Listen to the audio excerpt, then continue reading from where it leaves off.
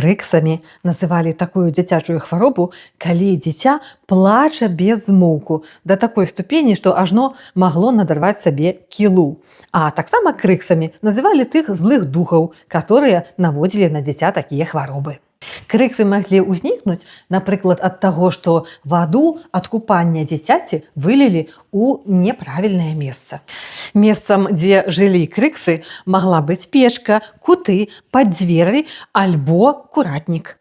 То калі выганялі крыксаў, карысталіся менавіта гэтымі лакацыямі. То і загаворваючы дзяцей, адпраўлялі крыксаў у такія месцы. Напрыклад, маглі казаць: «Пасылаю вас, крыксы, туды, дзе куры сядзяць, і не крычаць». Альбо маці магла казаць: «З-пад печы крысы забярыце майго дзіцяці крыксы». Спосабам лекавання ад крыксаў было дарэнне іх чым-небудзь каштоўным. Напрыклад, вядома, што бралі кавалачак хлеба, загортвалі яго ў белую анучку, перавязвалі чырвонаю нітачкаю, якую папярэдне пагладзілі дзіцятка па галаве. Гэты падаруначак падкідвалі пад печ са словамі: «Крыксы, крыксы, дарую вас белай сарочкаю, чырвоным паясочкам, а вы падарыце майму дзіцяці спакой і сон».